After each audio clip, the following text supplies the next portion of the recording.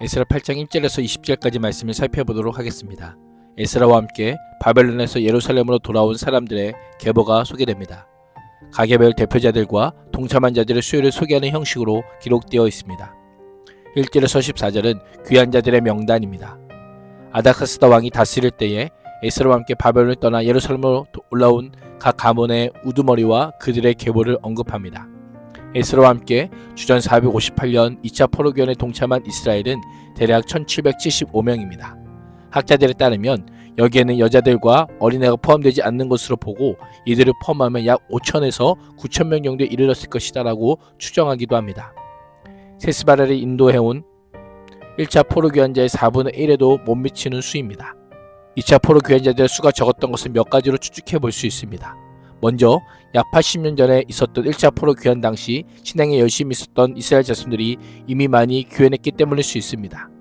또한 1차 포로 귀환을 포기한 자들의 후손들이 자신들이 태어나고 삶의 터전으로 삼은 페르시아를 떠나는 것은 쉽지 않았을 것입니다.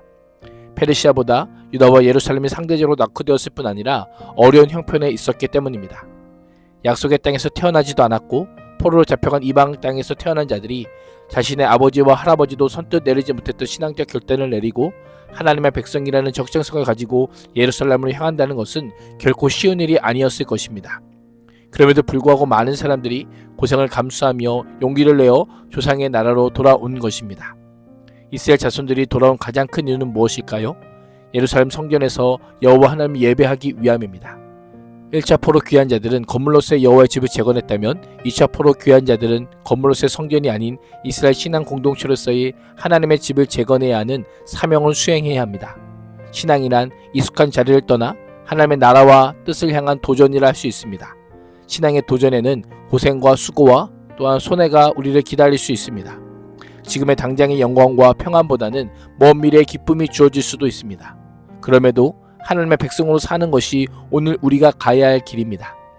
눈앞에 보이는 것이 없어도, 지금 손에 잡히는 것이 없어도, 귀에 들리는 것이 없어도 살아계신 하나님과 그 말씀이 있기에 오늘도 주와 같이 길을 가는 것이 기쁜 이름을 찬양하는 인생이 될 수 있기를 축복합니다.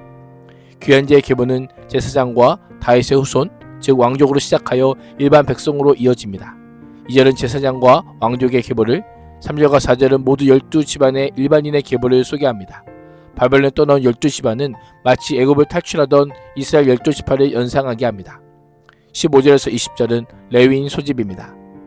이스라엘은 포로귀환 준비를 위해 사람들을 아와 강가로 불러 모으고 3일 동안의 여정을 위한 마지막 준비를 합니다. 페르시다의 수도에서부터 예루살렘까지 거리는 직선거리로 900km이지만 노약자와 부녀자들, 아이들 위해 좀 더 쉬운 길로 돌아갔을 것입니다. 그 거리는 약 1500km 정도 되었을 것입니다. 무려 4개월 이상의 시간이 소요되는 여정이었습니다. 오랜 시간 동안 수많은 사람들을 이끌고 험한 광야길에 가기 위한 충분한 계획과 준비는 필수적이었을 것입니다. 에스라가 사람들을 모아보니 한 가지 중요한 문제가 있었습니다. 포로 귀환을 위해 최소 5,000명이나 되는 사람들 중에 성전에서 봉사하고 수정드는 레위 사람이 단 하나도 없었던 것입니다. 1차 포로 귀환 당시에는 341명이라도 있었지만 2차 포로 귀환 당시에는 단 한 사람도 동참하지 않았던 겁니다. 어찌 이런 일이 있을 수 있었을까요? 성전 중심의 이스라엘을 재건하기 위해 귀환함에도 불구하고 레위인들은 왜 이렇게 소극적이었을까요? 성경은 직접적인 이유를 알려주지 않습니다. 어떤 이들은 포로 생활 중에 다른 직업으로 전환했을 수 있습니다. 예루살렘으로 돌아가면 맡게 될 일이 제사장처럼 주목받거나 빛나는 것도 아니고 매우 힘들고 어려운 반면 경제적으로 풍요롭지 못했을 수 있기 때문입니다. 고생길이 뻔하기에 굳이 안정적인 바벨론의 삶을 정리하고 유다로 돌아갈 필요를 느끼지 못했을 것입니다. 이에 이스라엘은 11명의 지도자를 보내어 하나님의 성전을 위하여 섬길 자를 데려오라고 합니다. 레위 사람을 귀환자에게 포함하고자 하는 것은 성전에서 일할 노동력이 필요하기 때문이 아닙니다. 이미 예루살렘에서 사역하는 레위인들로 충분할 것입니다. 그럼에도 모은 것은 에스라가 포로 귀환을 제2의 출애굽으로 여겼던 것으로 보입니다. 이스라엘 공동체의 영적 분위기와 예배를 위해서는 꼭 필요했습니다. 그래서 11명의 지도자를 보내 마지막 12번째 자리가 채워져야 된다고 설득하게 한 것입니다. 그 결과 레위 사람 38명이 에스라를 떠나 예루살렘으로 가겠다라고 나섭니다. 이스라엘 예배 공동체 재건이라는 에스라와 포로 귀환자들의 소망이 물거품이 될 수 있는 문제가 어떻게 해결되었을까요? 18절은 우리 하나님의 선한 손의 도우심을 입고라고 묘사합니다. 에스라가 이 문제를 해결하기 위해 각 가문의 지도자들과 지혜롭고 명철한 사람을 선별하여 파송하고 파송된 자들로 최선에 다해 동참을 호소했을 것입니다. 그러나 궁극적으로는 이 모든 일이 가능하게 한 힘이 하나님의 선한 손의 도우심 때문이다라고 말씀합니다. 사람들의 마음을 움직이는 것은 인간의 현란한 말이나 수사력이 아닙니다. 철저하게 배후에 하나님이 계셔야 합니다. 하나님이 그 마음을 움직이시고 열의를 갖게 하시고 미래의 비전을 보게 하실 때에만 가능한 것입니다. 오늘날도 당시 이스라엘 백성들처럼 하나님 나라를 위한 고생길을 걸어가는데 자원하는 자가 많지 않습니다. 어느 부분에 있어서는 어느 누구도 그 길을 걸어가지 않습니다. 경제적인 이유로, 고생이나 사람들이 알아주지 않는 다양한 이유로 복음의 길을 외면합니다. 그러나 하나님은 시대마다 사람을 통해 일하십니다.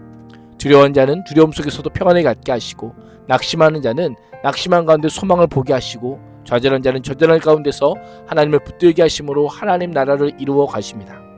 나의 신중한 계획보다, 치밀한 준비보다, 성실한 진행보다 더 중요한 것은 이를 이루어 가시는 하나님을 전적으로 믿고 의지하는 겸손입니다.